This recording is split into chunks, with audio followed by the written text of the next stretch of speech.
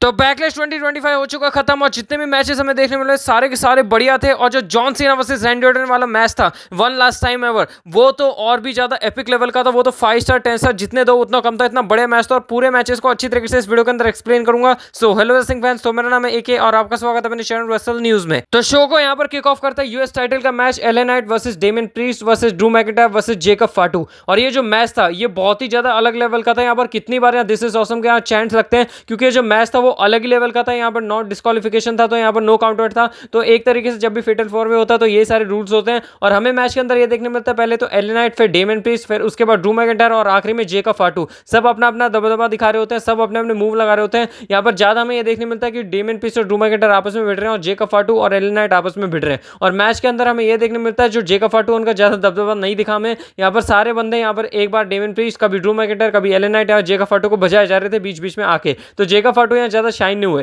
फिर उसके बाद हमें यहाँ मैच के अंदर ये देखने मिलता है एक खतरनाक मूवमेंट जहां ड्रू मैकिंटायर और जेकब फाटू आते हैं फेस टू फेस और दोनों अकेले रिंग में खड़े होते हैं और जो क्राउड बहुत ज्यादा एनर्जेटिक हो जाता है और बहुत ही बढ़िया यहाँ पर पॉप मिलता है। और उसके बाद हमें देखने मिलता है फाटू के भी चांस लगते हैं और ड्रू मैकिंटायर और जेकब फाटू दोनों आपस में भिड़ते हैं। और उसके बाद हमें देखने मिलता है जो जेकब फाटू है उनको टॉप रोप से यहाँ पर ड्रू मैकिंटायर एक सुपरप्लेक्स लगा देते हैं। फिर उसके बाद यहाँ पर हमें देखने मिलता है जो उनका स्वांटन बॉम्ब है वो भी लगाते हैं। और उसके बाद हमें साउथ ऑफ हेवन देते हुए दिखते हैं एलए नाइट को। और यहाँ ड्रू मैकिंटायर फिर क्लेमोर लगाते हैं डेमियन प्रीस्ट को। और एक खतरनाक सीक्वेंस तब आता है जब यहाँ पर हमें देखने मिलता है जो क्लेमोर लगाया उन्होंने एलए नाइट को। और उसके बाद हमें देखने मिलता है कि क्लेमोर लगाने के बाद यहाँ जो 1 2 3 होने वाला था पर डेमियन प्रीस्ट ने बाहर खींच दिया, जिसकी वजह से यहाँ पर बहुत ही ज्यादा पिस ऑफ हो गए यहाँ ड्रू मैकिंटायर। और यहाँ ड्रू मैकिंटायर डेमियन प्रीस्ट आपस में चले गए और बाहर यहाँ पर हमें देखने मिलता है कि वो यहाँ क्राउड की तरफ चले गए और क्राउड की तरफ एक साउथ ऑफ हेवन पड़ता है ड्रू मैकिंटायर को एकदम टॉप से। और यहाँ पर एक कंसर्निंग चीज ये थी कि उनका जो हेड है वो कॉन्क्रीट पे लगता है, उसको अपडेट वाली वीडियो में कवर करूंगा। और बाकी मैच के अंदर हमें देखने मिलता है कि डेमियन प्रीस्ट और ड्रू मैकिंटायर टोटली आउट हो चुके हैं, पर यहाँ पर रिंग में अभी भी बचे होते हैं एलए नाइट और जेकब फाटू।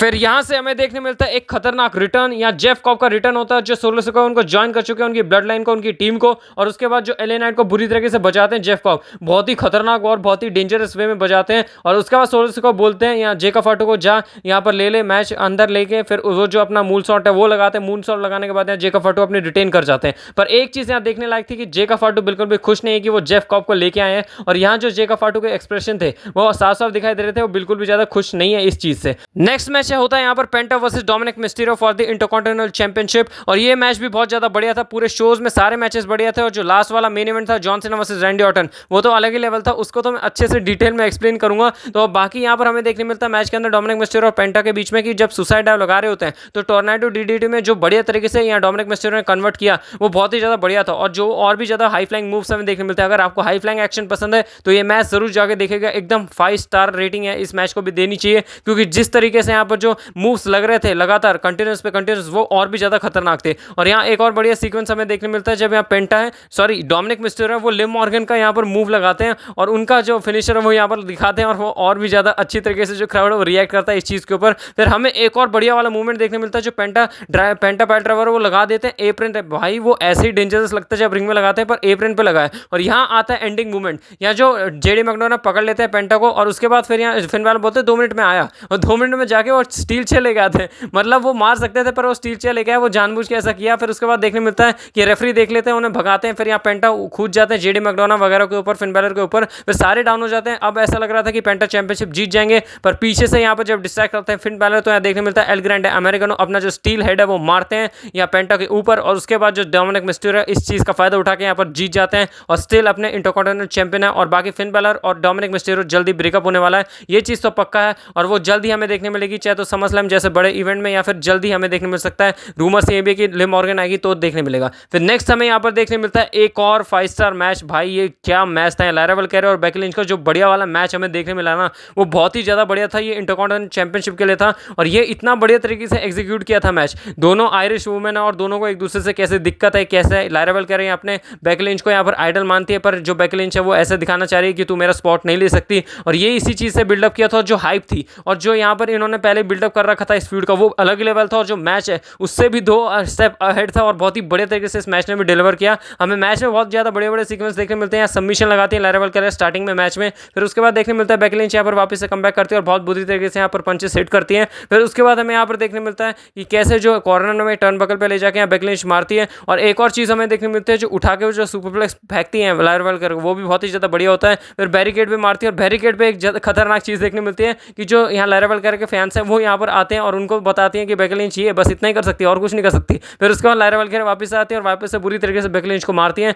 और बाकी जो रिंग में है वो एक्शन वापस से स्टार्ट हो जाता है। और रिंग में हमें यहाँ पर देखने मिलता है जो यहाँ लायरा वल्किरिया उन्होंने अपने जितने भी सारे मूव्स थे एक बार में लगा दिए, पर उसके बाद भी किकआउट कर दी थी बेकी लिंच। और उसके बाद हमें यहाँ देखने मिलता है जो यहाँ बहुत ही अच्छी तरीके से यहाँ जो सुसाइड डाइव लगाती है लायरा वल्किरिया बेकी लिंच के ऊपर, और उसके बाद उनका जो मून शॉट है वो भी देखने मिलता है, पर यहाँ बेकी लिंच काउंटर कर जाती है। फिर उसके बाद हमें यहाँ देखने मिलता है दोनों ही सुपरस्टार थक चुके हैं और उसके बाद हमें एक खतरनाक मैन हैंडल स्लैम देखने मिलता है और उस पर किकआउट हो जाता है। फिर उसके बाद वापस हमें देखने मिलता है कि कैसे बेकी लिंच फ्रस्ट्रेटेड हो जाती है, तो वो यहाँ अपना डिसआर्म लगाती है। फिर उसके बाद लायरा वल्किरिया भी उन्हीं के जो मूव है वो स्टील कर लेती है। उसके बाद हमें दूसरा यहाँ पर मैन हैंडल स्लैम देखने मिलता है डिसआर्म के बाद, और मैन हैंडल स्लैम दूसरा लगा और उस पर भी किकआउट। और मेरे को नहीं याद कोई भी हिस्ट्री में कि जो बेकी लिंच का मूव है मैन हैंडल स्लैम उनका फिनिशर, उस पर 2 लगाने के बाद भी किकआउट किया और यहाँ फ्रस्ट्रेटेड हो चुकी थी बेकी लिंच और स्टील चेयर लेके आती है। इसी बात का फायदा उठा के वो टर्न बकल को एक्सपोज करती है। फिर एक और बार यहाँ पर टर्न बकल एक्सपोज वाले पे नहीं मारते, नीचे वाले पे मारती हैं, और एक और यहाँ पर हमें मैन हैंडल स्लैम देखने मिलता है और उस पर भी किकआउट, और इतना खतरनाक मैच। फिर उसके बाद हमें एंडिंग ऐसे देखने मिलती है कि रोल अप करके यहाँ पर लायरा वल्किरिया जीत जाती है और बेकी लिंच आती है फ्रस्ट्रेशन में और बहुत ही बुरी तरीके से लायरा वल्किरिया को मार देती है और डिसआर्म वापस से लगा देते हैं और यहाँ रेफरी रोक रहे हैं, पर यहाँ जीत चुकी थी लायरा वल्किरिया। बाकी ये क्लियर है कि जो इनकी फ्यूड है और भी ज्यादा आगे बढ़ने वाली और भी ज्यादा इंटरेस्टिंग होगी। इसके देखने के लिए मैं बहुत ज्यादा इंटरेस्टेड हूँ। आप बताएं कमेंट सेक्शन के अंदर आप कितने इंटरेस्टेड है। फिर नेक्स्ट हमें यहाँ मैच देखने मिलता है गुंथर वर्सेस पैट मैकअफे। ये मैच बस इसलिए हुआ था, बस ऐसे ही कर दिया गया था क्योंकि यहाँ गुंथर और पैट मैकअफे का वन ऑफ मैच था। इसके बाद हमें शायद और कुछ देखने में नहीं मिलने वाला क्योंकि एंडिंग ही वैसी हुई है। यहाँ देखने मिलता है पूरे मैच के अंदर कि जो पैट मैकअफे यहाँ ट्राई कर रहे हैं कि किसी तरह से गुंथर को यहाँ गिराने, पर ऐसा हो ही नहीं रहा। वो बस एक कितने सारे चॉप मार रहे हैं पर गिर नहीं रहे, पर यहाँ जब गुंथर एक चॉप मार रहे हैं तो उसी में गिर जा रहे हैं। यहाँ बिग बूट लगा रहे हैं, यहाँ पर स्लीपर होल्ड में फंसाने की कोशिश कर रहे हैं, सारी चीज़ें कर दी। यहाँ मतलब पिन नहीं करना चाह रहे, सारे मूव लगा दिए उन्होंने, सुपरप्लेक्स वगैरह सारे जितनी भी चीज़ें यहाँ गुंथर के पास ही सब लगा दिए, पर उन्होंने यहाँ पर बिल्कुल भी यहाँ पर एक बार भी पिन नहीं किया। या माइकल कोल कमेंट्री से बोलते हैं भाई खत्म कर, पिन कर दे, क्यों नहीं कर रहा। फिर उसके बाद तो बोलते बॉस्टन क्रैब में यहाँ फंसाते हैं और उस पर यहाँ पैट मैकअफे लकीली बच जाते हैं और माइकल कोल यहाँ पर आ जाते हैं गुस्से में कि कैसे ये कब से डोमिनेट कर रहा है, मैच खत्म क्यों नहीं कर रहा गुंथर। फिर हमें देखने मिलता है जब फ्रस्ट्रेशन में यहाँ गुंथर उन माइकल कोल को ले आते हैं क्योंकि वो एक बार पैर पकड़ लेते हैं गुंथर का, जिसकी वजह से पिन होते होते रह गए। फिर उसके बाद हमें देखने मिलता है पैट मैकअफे वापस से यहाँ कमबैक करते हैं, स्लीपर होल्ड में डालने की कोशिश करते हैं पर क्लोज लाइन पड़ती है। फिर उसके बाद स्लीपर होल्ड में यहाँ पर पास आउट हो जाते हैं और टैप आउट कर देते हैं, और उसके बाद यहाँ पर देखने मिलता है कि अप्रिशिएशन मिलती है पैट मैकअफे को, जो कि बहुत ही बढ़िया थी। फिर आता है यहाँ पर मेन इवेंट बैकलैश 2025 का Randy Orton versus John Cena one last time ever. और यहाँ था रैंडी ऑर्टन की बहुत ही बढ़िया वाली एंट्री और क्राउड बहुत अच्छी तरीके से यहाँ पर बहुत ही ज्यादा लाउड क्राउड था, और जॉन सीना भी आते हैं, उनकी भी एंट्री होती है। फिर यहाँ पर पहले चैलेंजर को अनाउंस किया जाता है रैंडी ऑर्टन, और बहुत ही अच्छी तरीके से पूरे मैच के अंदर इंटरेक्ट था। फिर जॉन सीना को अनाउंस किया जाता है एज ए चैंपियन, और ये पिक है, ये एकदम एपिक पिक है, इसको पूरा ऑरा फील होता है, यहाँ पर पूरे गूज़बम्स खड़े हो जाते हैं। Randy Orton versus John Cena match start हो जाता है और बहुत ही अच्छी तरीके से पूरे क्राउड अच्छी तरीके से इंटरेक्ट करता है पूरे मैच के अंदर, हर एक सीक्वेंस के अंदर एक बार भी यहाँ क्राउड फीका नहीं पड़ा। स्टार्टिंग हमें ऐसे देखने मिलते हैं कि हाथ मिलाने की कोशिश करते हैं जॉन सीना पर, आंख में उंगली कर देते हैं। फिर उसके बाद हमें यहाँ देखने मिलता है इस चीज़ का फायदा उठा के फिर वापस से रैंडी ऑर्टन में आंख में उंगली कर देते हैं जॉन सीना की। फिर उसके बाद जॉन सीना यहाँ पर बाहर चले जाते हैं या रिंग साइड पर चले जाते हैं, बैरिकेड के पास चले जाते हैं। वो बोलते हैं मैं नहीं कर रहा रेसल, मैं तो जा रहा हूँ। फिर वो जाने लगते हैं। फिर उसके बाद देखने मिलता है रैंडी ऑर्टन पकड़ के लाते हैं, रिंग में लाते हैं, रिंग में लाने के बाद शोल्डर टैकल पे शोल्डर टैकल मारते हैं रैंडी ऑर्टन जॉन सीना को। फिर उसके बाद देखने मिलता है जॉन सीना यहाँ पर गिरा के फिर रैंडी ऑर्टन के ऊपर पंचेस हिट करते हैं। फिर टर्न बकल पे ले जाके पंचेस हिट करते हैं, 10 तक करना होता है पर 7 तक करते हैं जानबूझ के क्योंकि क्राउड को चिढ़ाना था। फिर उसके बाद यहाँ रैंडी ऑर्टन पंचेस हिट करते हैं टर्न बकल पे ले जाके 10 नहीं 20 तक, और ये एकदम खतरनाक शॉट है जो कि दिख रहा था कि किस चीज़ के लिए यहाँ मैच हो रहा है, और बहुत ही अच्छी तरीके से मैच स्टार्ट हो चुका था। फिर हमें यहाँ देखने मिलता है कि कैसे जॉन सीना को बहुत ही बुरी तरीके से यहाँ पर गिरा गिरा के मार रहे थे रैंडी ऑर्टन। फिर उसके बाद यहाँ स्लीपर होल्ड में फंसाते हैं जॉन सीना। फिर उसके बाद सुपरप्लेक्स मारते हैं रैंडी ऑर्टन को, रैंडी ऑर्टन जॉन सीना को। फिर उसके बाद हमें देखने मिलता है जॉन सीना उठा के पटक देते हैं वापस से, और यू कैन सी मी और जो फाइन नकल शफल है वो मारते हैं और एटीट्यूड एडजस्टमेंट के लिए जाते हैं। पर ये बहुत ही बड़े सीक्वेंस था और हमेशा ही होता है जब भी होता है, एटीट्यूड एडजस्टमेंट को आरक्यू में बदल दिया और दोनों सुपरस्टार डाउन थे। फिर थोड़ी देर बाद यहाँ पर उठते हैं दोनों सुपरस्टार उठते हैं, और उसके बाद हमें देखने मिलता है कि कैसे वो यहाँ पावर स्लैम मारते हैं जॉन सीना को। फिर उसके बाद हमें देखने मिलता है कि एसटीएफ में फंसा लेते हैं, या रैंडी ऑर्टन को एसटीएफ में फंसा लेते हैं पर वो रोप पकड़ लेते हैं और यहाँ पर टैप आउट नहीं होता है। फिर यहाँ विंटेज डीडीटी हमें देखने मिलते हैं रैंडी ऑर्टन की तरफ से। फिर अचानक से यहाँ पर एटीट्यूड एडजस्टमेंट देखने मिलता है और इस पर होता है किक आउट, और पहला एटीट्यूड एडजस्टमेंट था। यहाँ बहुत सारे एटीट्यूड एडजस्टमेंट डबल ए और आरके तो बस ऐसे नॉर्मली लगे जा रहे थे। फिर यहाँ रैंडी ऑर्टन भी आरके मार देते हैं जब शोल्डर टैकर दे रहे होते हैं, इस पर भी किक आउट। फिर एक और ए देखने मिलता है और इस पर भी किक आउट, मतलब नॉर्मल था, मतलब जो ए और आरके वो तो नॉर्मल चीज़ें थी। फिर रैंडी ऑर्टन को यहाँ मॉक करते हैं, यहाँ पर जो रैंडी ऑर्टन जिस तरीके से पनकी का एक्शन करते हैं आरके का एक्शन करते हैं उस चीज़ पर करते हैं, और दोनों यहाँ पर सुपरस्टार पनकी लगाने में नाकामयाब हो जाते हैं। फिर हमें देखने मिलता है जो रेफरी है वो डाउन हो जाता है और जॉन सीना का चेहरा देखिए बोले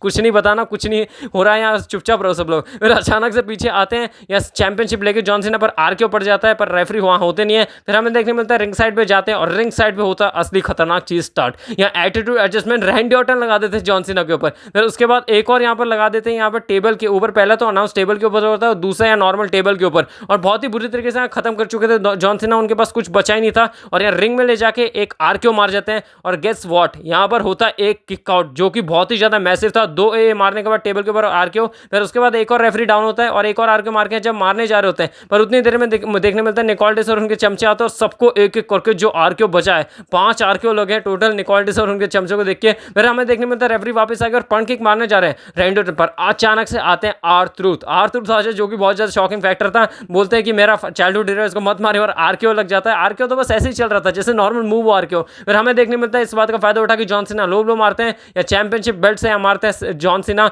या नॉक हो जाते हैं रैंडी ऑर्टन, और यहाँ रेफरी नहीं देखता, रेफरी आता है, या 1 2 and 3 and still John Cena यहाँ पर चैंपियन होता है। फिर उसके बाद वो यहाँ जब खत्म हो जाता है मैच, तो फिर यहाँ कट करने बोलते हैं, म्यूजिक बोलते हैं कि मेरे को यहाँ पर बहुत ही अच्छे से टफ कंपटीशन चाहिए, मेरे को ऐसे कंपटीशन चाहिए। और बाकी मैच 5 स्टार था भाई, जो कोडी रोड्स जॉन सीना का मैच है वो तो कुछ भी नहीं, तो पप्पू था, वो बकवास मैच था। ये जो मैच था डिफाइन करता है कि कैसे जॉन सीना अपना रिटायरमेंट टूर बहुत ही अच्छी तरीके से यहाँ पर आगे करने वाले हैं, एजे स्टाइल्स, सीएम पंक वगैरह के साथ। बाकी सीएम पंक ने भी यहाँ पर बता दिया कि उनका मैच होने वाला अगला टीज कर दिया है, उसके बारे में अपडेट वाली वीडियो में बात करेंगे। बाकी मैच एक नंबर था, बहुत ही अच्छी तरीके से मैंने पूरे मैच को यहाँ पर अच्छी तरीके से एक्सप्लेन कर दिया है, पूरे बैकलैश की हाइलाइट मैंने अच्छे से एक्सप्लेन कर दिया। आपको वीडियो अच्छी लगे तो लाइक करें, चैनल को सब्सक्राइब करें। बैकलैश इवेंट बहुत ज्यादा बढ़िया था, एक्सपेक्टेशन कम थी, पर यहाँ जो शो था वो अलग ही लेवल का था। बाकी अच्छी तरीके से ऐसे इंटरेस्टिंग न्यूज अपडेट रूमर्स सारे शो की हाइलाइट जानने के लिए चैनल को सब्सक्राइब करें। ऐसे इंटरेस्टिंग न्यूज अपडेट रूमर्स मिलती रहेंगे, आपको कंटेंट ऐसा बढ़िया मिलता रहेगा चैनल पर, ट्यून इन रहे, क्योंकि और भी ज्यादा बड़ी बड़ी चीजें आने वाली है। जॉन सीना का रिटायरमेंट टूर अभी जस्ट स्टार्ट हुआ है। बाकी ऐसे इंटरेस्टिंग कंटेंट के साथ जल्दी मिलो। Take care and good bye.